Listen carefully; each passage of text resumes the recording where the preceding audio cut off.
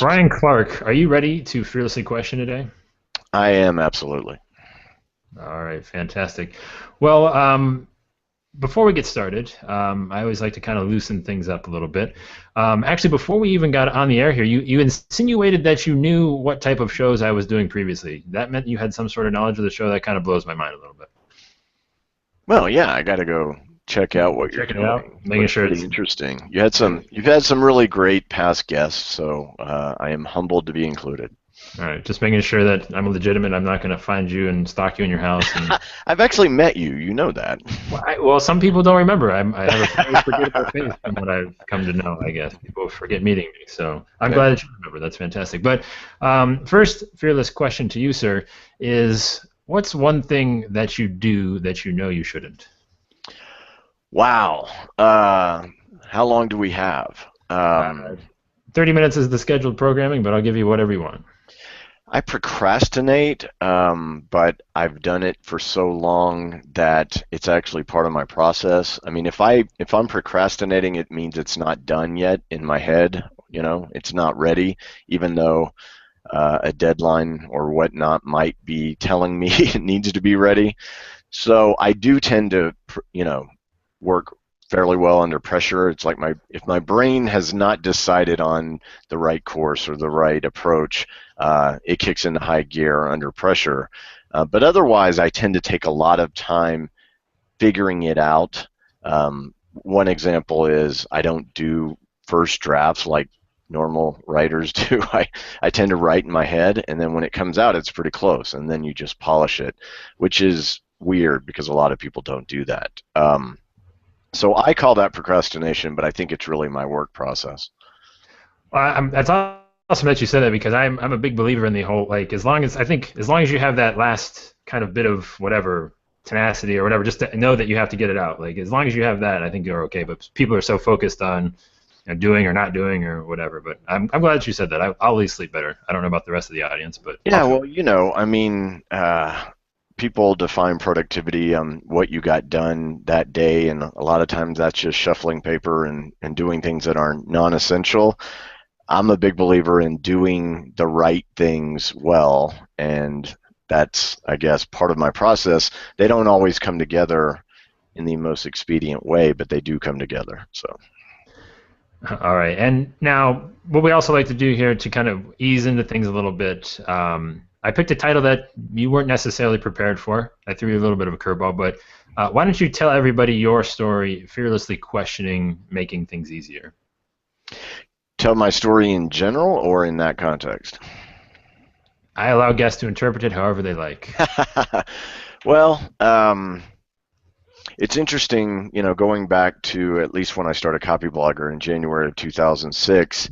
I think I was driven to teach in general. It's been something that I think was part of my drive, and that luckily tapped into this form of marketing that we call content marketing because it's essentially educating people. Um, but at that time, I really saw people struggling.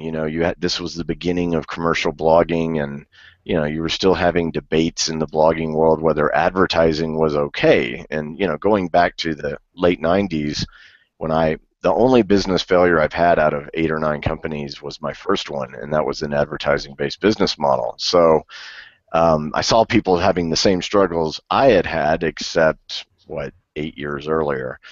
So that's when I stepped in and I'm like, no, yeah, you're on the right track, creating content, blogging, etc.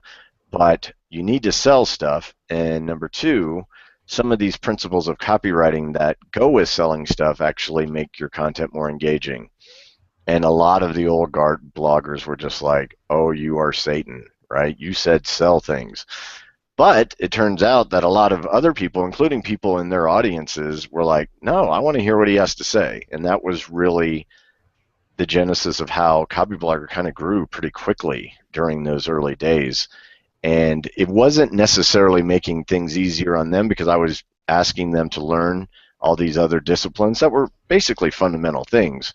It wasn't shiny new object syndrome. It was actually going back 100 years with some of these principles. But because people weren't familiar with it, they did have to do the work. But I think a lot of the people, there were a lot of people during the early days of Copyblogger that sent me a note that basically said, thanks, I'm a millionaire now. Enjoy your internet celebrity. And I'm like, oh, some days I'm like, I should have been that guy and let someone else do this. But, I think it's been something that has been with me since the beginning of Copyblogger, which is I want to help you see that it may not be easy necessarily, but it is simple. It's fundamental. It's human nature, and you have to cater to your audience and find out what they're about as opposed to your own ego. The catering to the audience is definitely something we're going to get to in a little bit. But the first real fearless question for you, and this is an observation that I made, and you can tell me if I'm completely off base, but are you guys playing a completely different game than everybody else? Uh, that's an interesting question. I think if you look at when you use the word game and you talk about the venture capital fueled game that is very different from a bootstrapped, profitable, fundamentally sound business, then yes, we are. Although there are many other companies like ours out there, and we don't get the mainstream press, and we don't even get the tech crunch mention, because unless you have investors, you're invisible. So in that sense, we are playing a very different game, and yet we're playing the game of American business. Generally, this is how you build a business. You make good decisions, you provide good products and services, you grow, you reinvest, you grow some more. So in that context, I think so. Yes. In another sense, we tend to do what we believe is right for our business, and we're not shy about just doing it. And some people think we're stupid, and some people think we're great, and we just let those chips fall where we may. So, also in that sense, I think we're writing our own script, but ultimately we could never do that unless we're providing value to the audience and to our customer base. So at some point, you can't be a maverick if it is interfering with the needs of the people you're serving. Yeah, and I mean, I make that observation from the standpoint of it seems like you guys have figured something else out that everyone else doesn't want to or isn't able to. And it just you kind of go about your business and you do the things that you know work and you don't care about what everybody else is doing. Well, that's because you're never going to please everyone else. I learned that very, very early on, and despite my sometimes grumpy demeanor, I really am kind of a people pleaser, kind of going back to childhood. But, at the same time, I'm also a very independent person. I never wanted to take investment money, especially any time before now, because what was important to me was to do what I wanted to do, subject to meeting the needs of the audience and the customers, without having to answer to anyone else, because that creative freedom is what interests me more than money necessarily. Money is great, don't get me wrong, and earning it on your own terms to me is more valuable than the actual amount if you had to, in my mind, report to people who might not know what they're doing as much as you do in the context of this business. So how does that make things easier for Copyblogger per se? Well, we set our own agenda, and we're really in charge of our own destiny. I kind of bristle at any suggestion that a company that doesn't take outside funding is somehow a lifestyle company. I have no problem with lifestyle businesses. If I had any sense, we might operate more like that, but we don't. We are just as serious and driven and goal-oriented as any company out there. We say what we're going to do, and then we do it, and we're fairly uncompromising about it. So, we have great people. We have a shared vision. I think one of the benefits of the company as it's been growing is that everyone comes from the audience. All the partners were Copyblogger readers, and that's how the relationship began. Everyone we hire has come from the audience. So I won't say that we have some sort of crazy cult mentality, because really we have a very fun place filled with individuals who manage to come together and do amazing work. And this is probably the third or fourth time we've kind of talked about that audience and the people that make it up. And the thing that I'm kind of interested in with that is how do you become so successful, or I guess at least from my standpoint, you can tell me if I'm wrong, but getting it right so many times with what they want and solving those problems, which is ultimately what you do when you make things easier. Well, it's about listening. When I started Copyblogger, and many people have told this story, from Derek Halpern to there's several other people, where we talked early on, and they're like, "What are you doing with it? You're building this audience. What for?" And I'm like, "Well, they're going to tell me what they want to buy." And that was the plan, as kind of broad and squishy as that sounds, but it's a very smart way to build a startup, because generally it's the other way around. Oh, I've got this great product idea, and it's cool because I think it's cool and I would want it, and then you build it and no one wants it. That is horrible. I would never want to do that. So in my past businesses, I always went into traditional offline businesses, law, real estate, things like that, and then I approached it from an online standpoint, which was the unique part. But I knew people wanted the thing. So when I started Copyblogger, I was flipping that on its head. I wasn't exactly sure what people wanted that I could also provide. Ironically, at the time, I was a big fan of 37 Signals and what they were doing with their move from a design company into software. And I was like, wow, it's too bad I could never be in software. But it turns out that you can, even if you can't code, with the right relationships, partnerships, all of that. So hopefully that answers your question to a certain degree. Well, I'm going to push back a little bit. I'm going to push for a little more on the whole listening thing, because we hear it all the time that you need to listen. But I feel that your listening skills are, we'll say, LeBron James-ish. That's a Cleveland reference for all of you out there. Tell me, I mean, there's got to be something a little bit more to it than that. Yeah, I mean, everyone preaches listening, and I'm glad. I don't know if as many of those preaching actually practice it, because it is its own thing. There are all these tools out there that are very expensive, that are supposed to aid you in this process.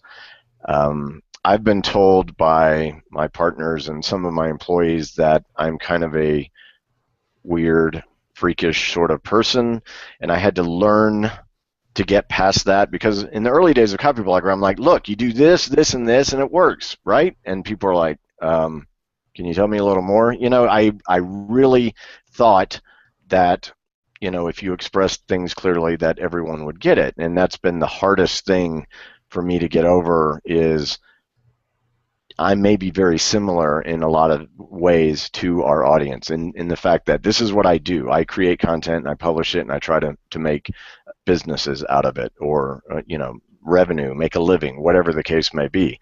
In that case, I am just like our audience, and that makes it really easy. On the other hand, though, I'm my own little unique basket of weird, and I have the ability to synthesize a lot of information and know the answer. It's sort of like that writing the first draft thing. It's what I do inside my head. And that also has been a challenge as CEO. As we grow, I've had to stop holding things in my head and start having processes for getting it out. And the processes that I come up with after the fact are actually becoming the processes we use to teach people content marketing, because they work. And I'm not necessarily always a good role model. I know this sounds weird, but I am always hesitant to say things like, yeah, well, I just pay attention and I figure it out, because that's the truth, but it's a very dissatisfying answer. So did you get lucky then in the fact that your audience is someone that you can maybe marry someday if you ever get lonely? That's funny, because my actual wife really doesn't pay attention to what we do, as long as the business keeps growing. So I mean, because that's a lot of people will tell you that your audience or your customer is usually not you, and that's a lot of Right. problem. That's the trap a lot of people fall into. But it sounds like is so. Did you really get lucky in that sense, or is it something that happened because of the way of those strange weirdness processes that you have creating the content? Well, it's part that, but it's also part the fact that Copyblogger is such a meta business. We do content marketing by teaching content marketing. We are web publishers who sell web publishing tools to others. Like, can't discount that a lot of what I may struggle with as a non-coder, non-technical person, even though I knew how to FTP and hand code HTML in the 90s, that doesn't mean I liked it. I was primarily trying to write or to create content, right? But in those days, that's what you had to do. Um, so, for example, when we originally got into the WordPress space back before, Brian Gardner was the first one to really start selling anything related to WordPress, and he's now a partner in Copyblogger Media. But at the time, I had partnered with Chris Pearson, and a lot of the development of the thesis framework at the time came from me bitching about, why can't I do this without asking you? Why can't I do this without asking you? I don't want to go in the code to do meta tags and alternate title tags and all this kind of basic stuff that were best practices, but you couldn't do with WordPress. So when you look at it that way, my own frustrations in that sense are the frustrations of a lot of other people. And so that's why that product really took off. And then I've always took that to heart, and as we've gone through our more sophisticated products and then ended up at Rainmaker, I redesigned the interface based on me as a user who is even less sophisticated now, because I have a team of people who won't let me do anything. They're like, no, don't go in there and touch anything, right?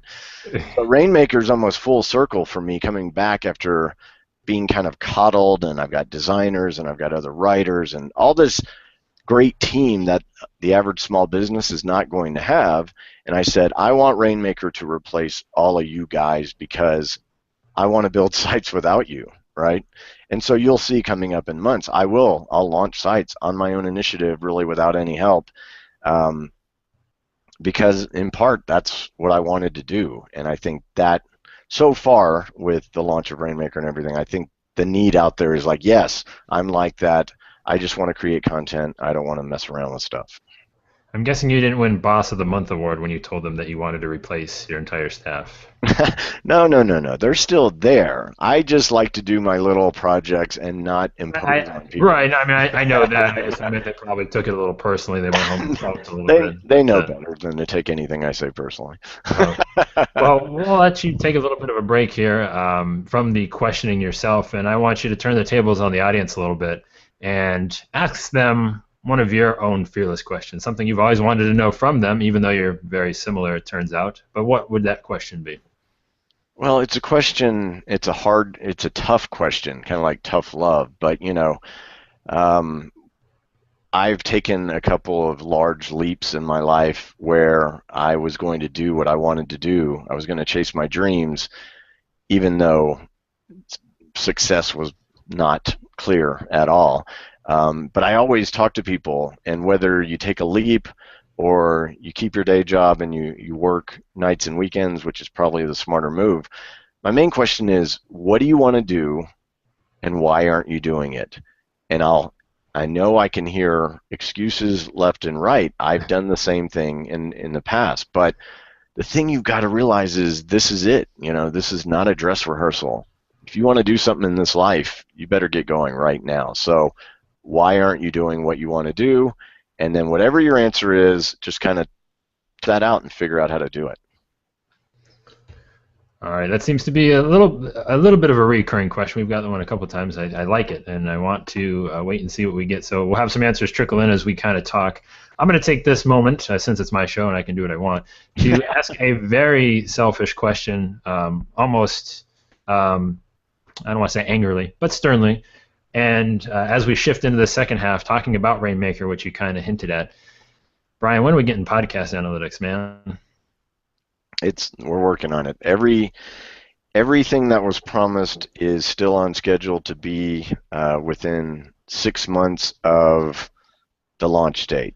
And I check in on that all the time because I'm like, you're not going to turn me into a liar, are you? No, I need to tell people, but everything's going great from a development standpoint. So I will actually check for you personally and let you know where that is on the release, but you're not the only one asking, and Robert and I want them as well. So that is a good sign for that feature. Anytime Robert and I start complaining, it tends to get moved up. So all I have to do if I want a future feature in Rainmaker is just get you to want it, and then that'll. Exactly. All right. So Actually, I want them all. So I'm just as impatient as everyone else. But our dev team has been working their asses off this year, no lie, and they've hit every deadline. And you gotta give those guys props for that. Well, I appreciate you giving me personal attention. I look forward to when I can actually find out how this thing is doing in the podcast space, because I have no idea right now. So I'm hoping to be pleasantly surprised. But before we shift into that, I do want to remind everybody that if you do have your own fearless question for Brian, feel free to pop it into the event and just put the hashtag camera ready so I know that you want to come on and ask it to him directly. I know we've already got a couple submitted, so if you want to have the opportunity to not be scared and talk to Brian face to face, well, we're going to let you do that. Now, Brian, we're gonna take the gloves off a little bit here, and we're going to kind of go at it a little bit on the whole reason that I kind of coaxed you into this conversation in the first place. Recently, well, not recently, a couple months back, wrote a post comparing new Rainmaker to another platform that I hold near and dear to my heart, as much as you might think foolishly so, Hubspot. Mm-hmm. And you asked the question yourself, and this is probably one of the more fearless questions I've heard anybody ask, is you said, does anyone need HubSpot? Yeah, and I was reflecting on that as we were about to do this show, and I realized there are companies that are well suited for HubSpot. They are, and of course, HubSpot. I liked it. Just take the Band-Aid right off. No. But listen, this is important because I'm going to come right back to what I was actually trying to get at. But if small to medium-sized business can be up to what, 500 people, and if you have a sales team and you're doing longer-term complex sales, then yes, I think HubSpot is a good solution for that, and the cost is probably not going to kill you relative to what your overhead is anyway, okay? So yes, but so HubSpot has about 12,000 customers, and yet they have a huge audience, hundreds of thousands of people. Most of those people in that audience cannot afford HubSpot, and they don't need HubSpot. But HubSpot creates great content, right? They're great at talking about inbound marketing, even though I think HubSpot themselves and the people they're really targeting are doing a mixture of outbound and inbound. HubSpot certainly is, And the other thing is, of course, most companies aren't going to take $100 million in venture capital and then go public.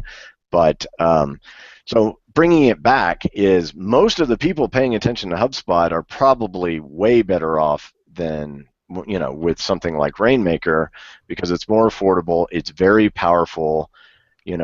As I pointed out in that post, with the level of traffic we get with our network of sites and the revenue we're able to generate and all that, it's actually more than robust. My point being, you'll never see us do a feature-for-feature comparison to HubSpot because I think that's missing the point. That assumes that you need HubSpot, and most businesses do not have that sort of internal sales team where they're going to need some of that functionality. That makes it cost so much. Well, yeah, and I said in the article, listen, that's the one thing I hate about HubSpot right now is where they've escalated their prices to. Because when we got in 2 years ago, we're paying what I'm assuming new Rainmaker might get to in a year or two. We're about a couple $100 a month right now for basically their professional package. Yeah. So when I say I love HubSpot, it's kind of like with an asterisk next to it because people can hate me for that. That's fine. I think you make a good point because we've been very generous with offering the initial pricing, and they're going to get the professional package at the same price. That was the pilot launch. That's over now. But you're right. The pricing will go up. Now, it'll never go up anywhere near HubSpot, even when we have marketing automation and when we add email and all that, it'll still be very affordable. But as you've seen with HubSpot and many other businesses, as you aggregate users, it makes a lot of sense to continue to push your prices up a little, or conversely, reward your early adopters with the good pricing, which is what we're in the phase of doing right now. And this is kind of something, talking about and reading that comment. I read that comment again that you left right before this, and you'd said obviously how big the market is with, the WordPress market and how underserved it is. Um, a lot of the people that I do find in that kind of category, and maybe they're not, I don't know. You obviously talk to, like I said, more people in one day than I probably do in a whole month. But what do you say to that person that doesn't even think that they need new Rainmaker, something that is relatively affordable? They just constantly won't make things easier for themselves. Well, there's lots of people like that. I look at it from the bright side for us is we got here by selling a la carte WordPress services, so we still sell you designs. We'll sell you solid hosting if you want to do it, the theme and plugin route. We've got Scribe, which is our content marketing software. So we can still provide value to people who want to do it themselves. So there's two subsets. There's a lot of people who hear that they should go to WordPress, and then they get into WordPress, and it's much more complicated than they were led to believe, because the people advocating WordPress, to them, it is very easy and powerful and all that good stuff. So there's that group of people that are constantly migrating to WordPress because WordPress is the most popular CMS on the internet. I mean, we're talking a lot of people, and that continues to grow. And yet the people that are actually, the businesses that are actually well suited for do-it-yourself WordPress, I think we're seeing that at a breaking point. And the interesting thing, feedback we got from a lot of our Genesis developers, they were kind of trepidatious at the beginning, thinking, oh, are you going to abandon Genesis and StudioPress? And we're like, no, that's the framework that works on Rainmaker. So we've been cultivating a design community that now goes into an entirely different solution. So I just, again, and I only used HubSpot and Squarespace on the other end as points of reference, right? But I really do see in the middle is where there's this huge market that has been told to use WordPress, or maybe even Joomla or Drupal, which are even harder to use, right? And then they're going to take a step back and say, wait, there's got to be a better way for this. And we think the Rainmaker platform fits in there. I'm not saying we're going to own that entire vast market, but I'm saying there's a lot of room for Rainmaker to do very well. And I think one of the most interesting things, and I'm going to try and get Thomas Hanna in to ask his fearless question to you face-to-face here in a second, but while I do that and not make it look like I'm doing things behind the scenes, I'm going to have you kind of talk about bringing those things together. So, like you said, it took you a lot longer, because I think you probably wanted to have new Rainmaker out maybe, 2-3 years ago, if you could have? We knew that was impossible. So it was in September of 2010 that we formed Copyblogger Media with the goal of building this yet unnamed complete solution. So the first thing we did was actually build our membership software, which we sold for a while and then we stopped selling. But it powers Authority, it powers My Copyblogger, it powers StudioPress, the member area when you buy your themes. So that was a huge chunk of important technology, not only for our own use, but eventually for the platform. Then we knew we needed really solid hosting, and hosting is a tricky business. So this was just at the beginning of time when you're starting to see boutique managed WordPress hosting. So first we brought our own hosting in-house with a talented group of people, and then we started selling it. So you can see, for a bootstrap company, you have to sell the parts along the way to keep, not only to keep growing, which we have at a healthy clip every year, but also to give you the resources to build the eventual thing. So did I think it was going to take us 4 years, almost to the day? Well, for the public launch, it was actually 3.5 if you count the pilot. I thought it might take a half year less than that. So realistically, we had this mapped out, and it never goes as fast as you want, but the only way to go faster would have been to take money, and we really didn't want to do that. And what was the most, obviously patience is probably the core thing there, but I mean, what was the most difficult thing in that whole process of, figuring that out and then ultimately having that end goal in mind? Patience. It was harder than we thought it was going to be. It took more resources.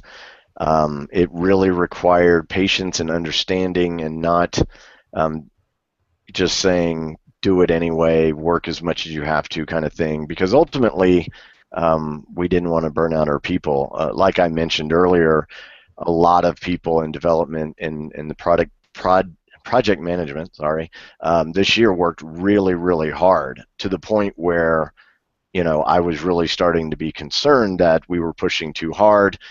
We got the pilot out, and then we were able to catch our breath a little bit, but had to, begin working on 2.0 for the public launch. So it's been a tough year, but I think the final push, once you're within striking distance, you have to be a bit strict about, because there's always a reason why you could push something back, right? There is always going to be a reason, and they will arise if people think that there's the ability to make it happen. So there were delays that, originally the pilot was supposed to come out in January of this year. So that gives you a little bit of a feel for, towards the end, how we kind of struggled and had to be patient to make sure we got it out. All right, well, we have a fearless guest, if you will, who's got a question. Hey, there he is. Thomas Hanna of blogphoto.tv. How you doing, sir? A previous fearless questioner. So go ahead, and I know you had a pretty good question, and I want you to ask Brian it. Awesome. Well, I appreciate you letting me come on in here. I've enjoyed Copyblogger for a long time now, and I was actually, you out there. There's probably not tons of people that like that site. I know. It's most people have never heard of it, but that's actually true. Well, we'll move on from that question. My question. I watched Damian Farnsworth in an HOA with Wade Harmon last week, I think it was, and one of the things he discussed in there was he talked about writing styles, and I know that you and him have both create exceptional content there on Copyblogger, but have very different approaches to your writing. He has a much open approach. He likes to write the article, kind of see where it leads, then hone it down, then write the headline at the end. You kind of go the opposite. You write the headline that helps you narrow the focus, and that way when you write the article can really keep on point. And I think that's my understanding. So if I'm wrong, feel free to correct me on that. But my question is then, what are the pros and cons of those two different approaches, and what advice would you give to new bloggers and developing bloggers that are still trying to learn their own style and develop their own approach to writing? I think the end of your question is the key. What works for you? This is the problem with giving advice, and then for a while during their development as a writer or marketer or whatever, they tend to take it as gospel instead of realizing that you should take bits and pieces from wherever you can and find out what works for you. Now that said, my approach with writing the headline first, and let me clarify that, the headline I start with is often not the headline I end up with. So I do rewrite the headline at the end based on what came out, but to me it does help focus, because you hear all this stuff about these great clickbaity headlines, and you get to the article and it totally disappoints you, right? Well, to me, a headline is a promise. So I start with the promise. What do I have to deliver? And then I get into it, and I do deliver, but sometimes I either delivered a little bit differently, a little bit more, a little bit less, right? And then I go back and adjust the headline. So when you look at it that way, Damian and I aren't that different. But yeah, he does have more of a free flow improvisational style, and I generally know what I want to say, and then I just kind of struggle in my head until I get it close, and that's when I sit down to write. And sometimes it ends up being exactly what I thought, and then other times I realize something's not working and I'll reevaluate. But more often I'll think of more cool stuff, and I'll actually expand the article. And at that point, I'll go back and play with the headline. Do you, if I, you know, I'm asking, do you do anything with outlines then, or storyboarding, or in your planning stages, so that you kind of have like a skeleton that you kind of flesh out and bring to life, so to speak? Yeah. Use a really bad metaphor. So I was, as I mentioned to Joey earlier, I'm kind of a weirdo in that I write a lot in my head. I mean, I can keep it in there and remember, and then when it's ready. But at that point, I write the headline and I write the subheads, and that becomes my outline. And each subhead becomes a sub-promise, a mini-promise. In this section, I'm going to fulfill the larger promise in this way, right? And that becomes a really great, Sonia writes this way too. It's effectively headlines, subheads, and that's your outline. And again, those things evolve as you get into it slightly, but not radically. You know, generally, when I get to that point, I have a pretty solid idea of what I'm trying to accomplish. So I hope that helps. They're much more methodical in what they write down. And the different ways. I'm just weird that way. So. Well, your weirdness works, so which is why I enjoy it. I wonder if some of that deals with people that think a little more analytically versus thinking a little more creatively when they approach concepts and ideas, in the way that fleshes some of those things out. But yeah, I'm definitely an analytical thinker, but you have to realize that analytical thinking can lead to creativity too. It's just, you know, I'm just as much of a mess as anyone else from a creativity standpoint. I once asked Seth Godin his writing process, and he refused to tell me because he's like, look, I'm just a big freak like you are, but in my own way, so I'd rather not talk about it because people will start imitating my weirdness. And I'm like, yeah, that's a good point. I've got that. If I learn one thing from this whole exchange is I would love to scalp a ticket to the next Copyblogger company picnic. That's oh man, that's nuts. Yeah. I'll see if those are available on StubHub. Folks. Well, Thomas, I appreciate you hopping in here and asking Brian the question, and we are just about slightly over his time, so I don't want to have my Rainmaker account shut down for having him. As if. But appreciate you stopping over, Thomas, and hopefully we'll get you on a show again sometime soon. Brian, Thanks, Thomas. For you, thank you for taking the time, and not that you need it, but where should people go find you? I mean, we've talked a lot, Copyblogger, Rainmaker. What do you want somebody to do? Where do you want them to go? Well, of course, there's Copyblogger. You know, the new Rainmaker.com domain is where all things Rainmaker happen. You'll see that we're kind of dropping the new part because it's been confusing to people. It's technically the Rainmaker platform. The podcast, which an episode just came out today, is Rainmaker FM, so you can access that directly at rainmaker.fm.